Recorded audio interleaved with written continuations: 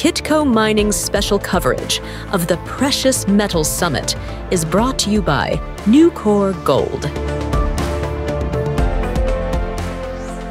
Is money coming back into junior gold stocks? I'm Paul Harris for Kitco Mining at the 2024 Precious Metals Summit in Beaver Creek, Colorado. Helping me to answer this question today is Luke Alexander, President and CEO of Newcore Gold, and also our sponsor here. Luke, welcome back to Kitco. Yeah, thanks a lot for having me on, Paul.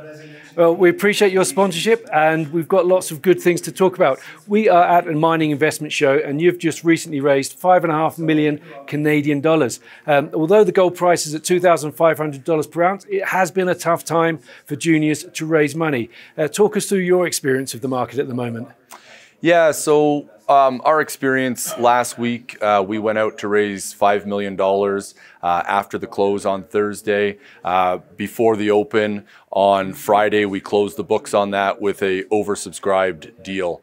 We brought in 6 new institutional investors as part of that financing. Management and board participated in that financing. So 85% of the take-up of that $5.5 million was between new institutional investors, existing institutional investors, as well as management and board. So very strong support for the financing. And I think that's a real recognition of the project that we've got in Ghana. It's a district scale exploration project that's fundamentally underpinned by very robust economics that we put out within a PEA at the end of April this year that outlines a good production profile of 122,000 ounces and a very robust NPV of 632 million at a $2,350 gold price. That compares to our market cap today of roughly $60 million Canadian. So there's a significant disconnect between the value of our project and where the company is trading today. So I think that's why, or part of the reason why we saw such strong support for the financing that we announced. Well, congratulations there. I want to get into talking more about the project in just a moment. But let's talk a little bit more about your financing and the fact you got some new investors in. One of the things I'm hearing here repeatedly is that there's no new investors, there's no investors. You brought in, I think you said 5 new investors. How did that come about? Yeah, so I think there's always money available for the right projects and the right teams. So I think the fact that we were able to attract 6 new institutional investors, I think speaks again to the quality of the project and the team. We are obviously backed by very strong institutional support already. We've got 45% institutional ownership.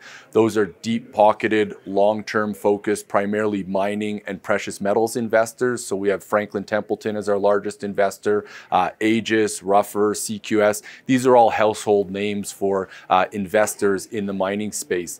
The 6 new institutional investors that we brought in, we've got investment coming out of the Middle East, out of Europe, out of North America. So it's a nice spread of investors across the globe who've been following our project for quite a while and saw this as a tremendous opportunity to get involved in the company. So it's great to have new institutional investment to complement the strong investment we've had to date. And I think part of the motivation for those investors is they see that management and board own 19% of the company. So we're truly aligned with shareholders and see the tremendous upside potential of our project.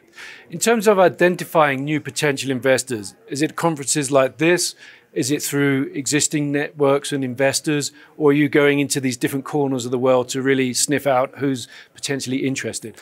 Yeah, so we take, from that perspective, we take a broad approach to, keeping the market updated and potentially attracting new investors to our company. So we'll do conferences. We're also very active on social media, whether that's Twitter or LinkedIn or Facebook, those various platforms.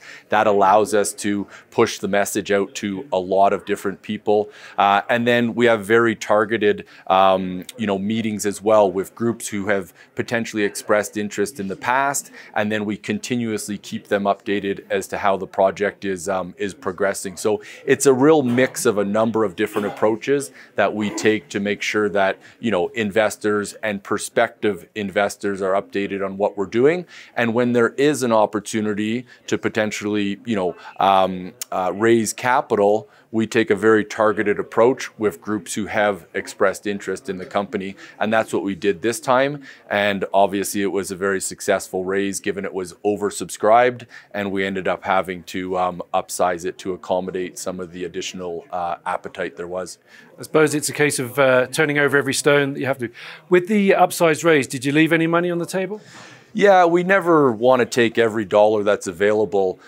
So we didn't want to have to cut people back too much. So as a result, we thought increasing it by 10% would allow us to, you know, fulfill some of the additional demand that we had. And obviously on the back of the raise, if you look at the trading volumes, you'll see that there was market buying on Friday. We then had good follow-on buying the last 3 trading days, and have traded, you know, 2.5 to 3 times the volume that we typically trade, or the average volume that we trade. So again, I think that shows that, you know, the funding or the perceived funding overhang has now been removed, and obviously investors like the fact that there's going to be a lot of news flow to come in the coming months, now that we're drilling again and continuing to do a number of other things to de-risk the project.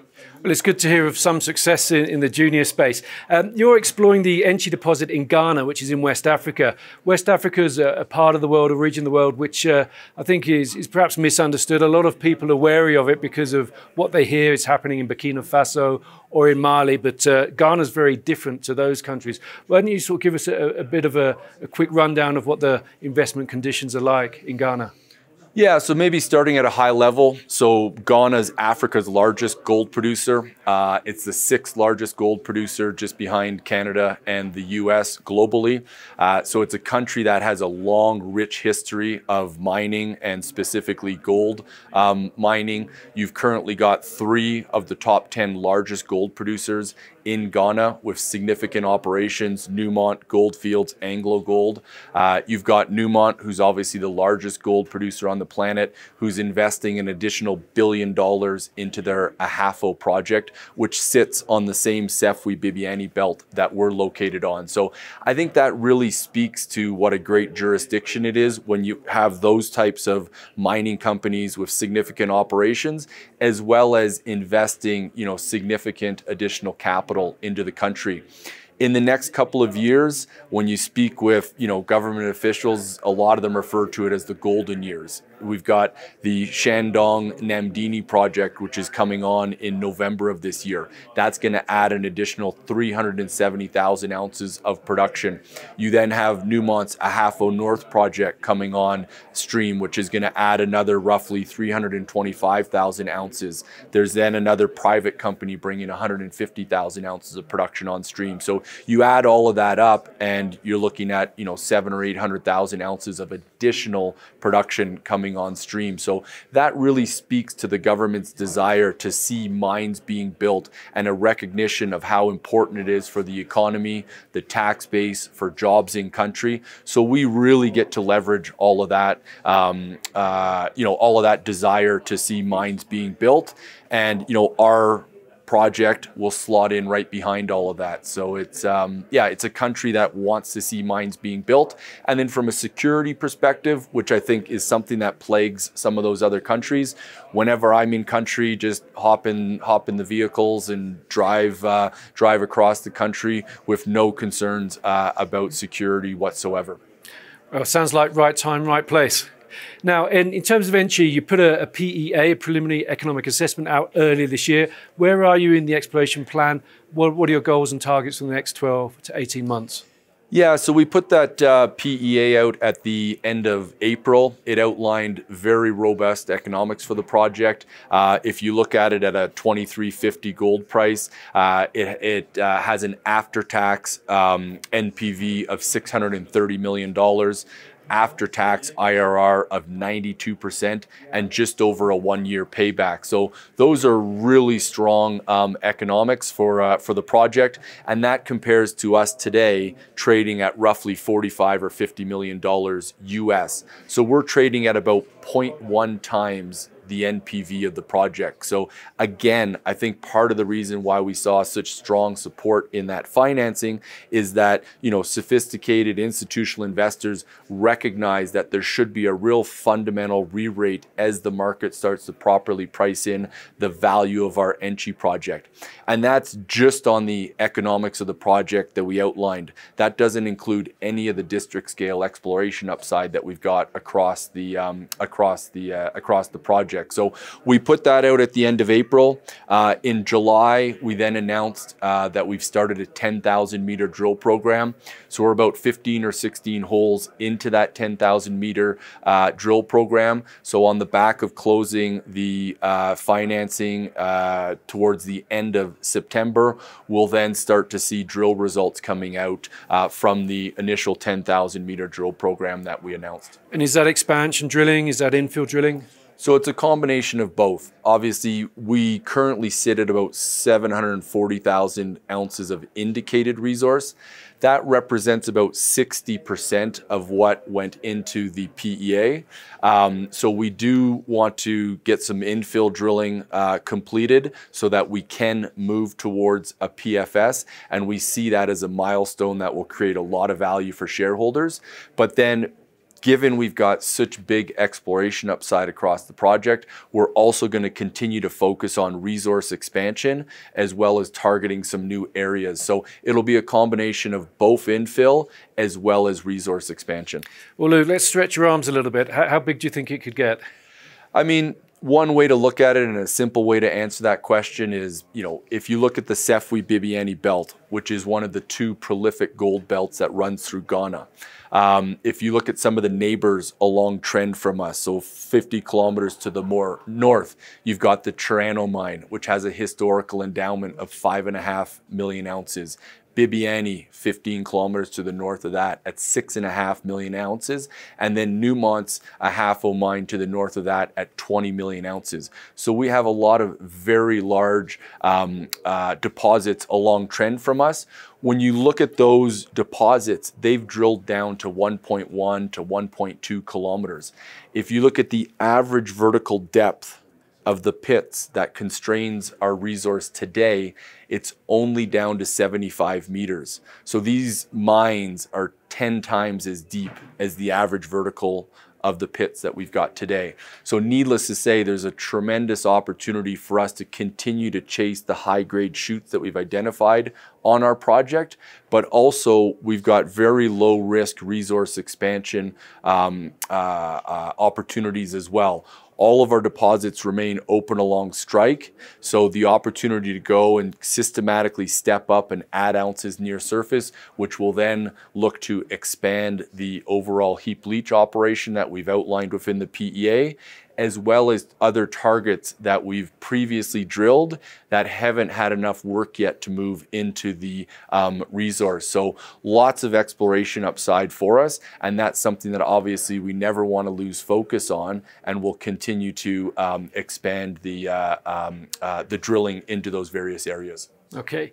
Now, we're at an investor conference. You've recently raised some money. What are investors looking for? What is the message they're giving you? Investors are ultimately looking for projects that have a lot of value. I mean, I think you've highlighted that, you know, despite gold being at 25.50, it's still been a very tough environment for companies to raise capital and move their projects forward. Given the strong support that we have from the institutional investment community and the support from management and board, you know, we've been able to continuously move the project forward despite it being a difficult market. This capital raise is another example of where we'll be able to deploy this capital to create a lot of additional value for the project. So I think a number of the investors who we've met with over the last few days and who've been part of this recent raise recognize that all that value that we're creating for the project will get reflected in the share price and should outperform as the market starts to improve. So, the fact that we've got a mineable project that was outlined within that PEA, so you've got the fundamental economics of the project that we can have confidence in with district scale exploration layered on top. I think that's one of the things that's really attracted a lot of these big, deep-pocketed, long-term focused investors. Okay, well, it does seem things are starting to move in the right direction for not just for your company, but in the sector in the general. How do you think the rest of the year is going to play out for the junior gold space? I think one thing that concerns me is, it has been a difficult year, and I think a number of companies that haven't performed this year are unfortunately going to be, subjected to tax loss selling. Every year it seems that tax loss selling starts earlier, whether it's July or August. I mean, it seems to continuously get pushed out. So I think we may end up seeing a real kind of bifurcation in the market where companies like ours that have performed well, that are up on the year, aren't going to be subjected to that tax loss selling. And inevitably, you sell your losers and you buy more of your winners. So I think we could see an outperformance from that perspective. I think unfortunately until, December 27th, when tax loss selling season ends, companies that have underperformed are potentially going to continue to underperform as a result of that tax loss selling. So we're fortunate to, have had a strong year, have put out a really robust PEA, are now going to be putting out lots of drill results. So I would expect we continue to rise as that news flow comes, and people won't be looking to sell our company because we have been moving higher. Well, it's definitely better to be a winner than a loser. Luke Alexander, thank you very much for joining us today. Yeah, thank you very much, Paul. We have a lot more to come from the 2024 Precious Metal Summit here in Beaver Creek, so hit that subscribe button to get all the videos. I'm Paul Harris, and this is Kitco Mining. Kitco Mining's special coverage of the Precious Metal Summit is brought to you by Newcore Gold.